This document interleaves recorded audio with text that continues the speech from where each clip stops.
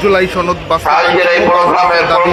বাংলাদেশ খেলাফত মজলিস সংগঠনের মহাসচিব উদ্যোগে কিন্তু যে সেই বিক্ষোভটি কিন্তু উপস্থিত আছেন যুগ্ম মহাসচিব তার একটি তারা যে দাবিগুলো সংগঠনের জাতীয় নেতাকর্মী এবং জুলাই সনদ বাস্তবায়ন পদ্ধতিতে দায়িত্বশীল দেশবাসীর দাবিতে 5 দফা সকলে অবগত আছেন। আসলে এই মুহূর্তে আজকে আমাদের এই বিক্ষোভ সমাবেশ এবং মিছিলের উদ্দেশ্যে আমরা এখানে সমবেত হয়েছি এবং বলছিলেন যে মূলত ইসলাম রয়েছে সেই দলগুলো ভর যদি বলা যায়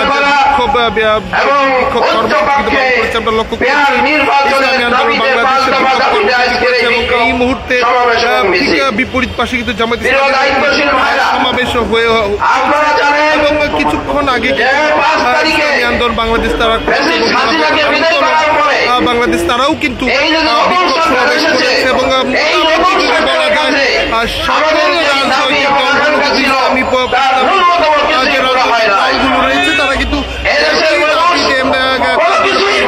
এবং সাতদফায় 2 সেই কর্মসূচি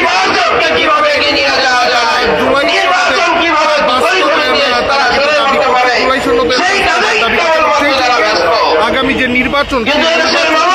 পদ্ধতিতে নির্বাচন করবার কিন্তু তারা তুলেছে এবং জুলাই সনদের বাস্তবায়ন আসলে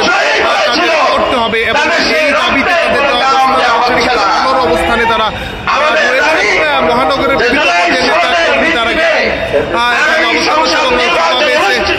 অংশ নিচ্ছে বলা যায় যে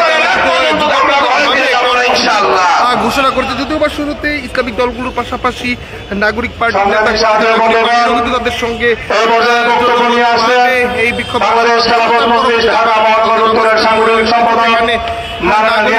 নেতা কর্মী যারা রয়েছে তারা কিন্তু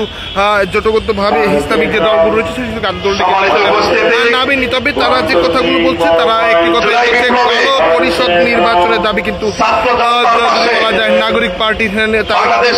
দাবি করছে এবং এই সময় যদি বলা যায় খেলাফত মজলিস থেকে শুরু করে খেলাফত ইসলাম সহ প্রত্যেকটি ইসলামিক তারা কেউ 5 দুটি দফা নিয়ে ঘোষণা করেছে এবং এই সমস্ত দাবিগুলোর মধ্যে মিল রয়েছে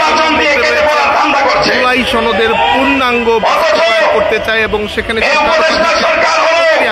নির্বাচন তারা শোনাতে চাই তার শহীদের বিনিময়ে এই উপদেষ্টা সরকার 2000 শহীদের রক্তের সাথে গাদ্দারি করছে। 20,000 মানুষ আহত হয়েছে, অঙ্গহানি হয়েছে। আমরা সরকারকে উদাত্ত আহ্বান জানাবো, দ্রুত জুলাই সনদের সরকারি স্বীকৃতি দিন এবং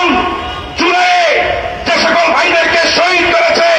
ওই খুনিদেরকে ধরে ফাঁসির কাস্টে ঝুলিয়ে এই বাংলার জন্য বিচার করে, অন্যথায় আমরা আপনাদের বিচার করব। সংগ্রামী সাহেবের বন্ধুগণ, তারা সংক্ষিপ্ত বক্তব্য নিয়ে আসছেন বাংলাদেশ খেলাফত মজলিস নারায়ণগঞ্জ মহানগর শাখার সংগ্রামী সাধারণ সম্পাদক এবং তারা কিন্তু বিরুদ্ধে আন্দোলন করবার কিন্তু তারা ঘোষণা দিয়েছে। বাংলাদেশ খেলাফত মজলিস ঢাকা মহানগরীর উদ্যোগে আয়োজিত 5 দফা দাবিতে আজকের পূর্ববর্তী সমাবেশে সংক্ষিপ্ত উপস্থিত আছেন বাংলাদেশ খেলাফত মজলিসের কেন্দ্রীয় দায়িত্বশীল বৃন্দ, ঢাকা মহানগরীর বিভিন্ন স্তরের দায়িত্বশীল বৃন্দ এবং আমার সামনে উপবিষ্ট তৌহিদি জনতা। আমরা সকলেই জানি 2024-এ গণ অভ্যুত্থানে যে আকাঙ্ক্ষা নিয়ে রক্ত দেওয়া হয়েছিল, যে আকাঙ্ক্ষা এবং যে স্বপ্ন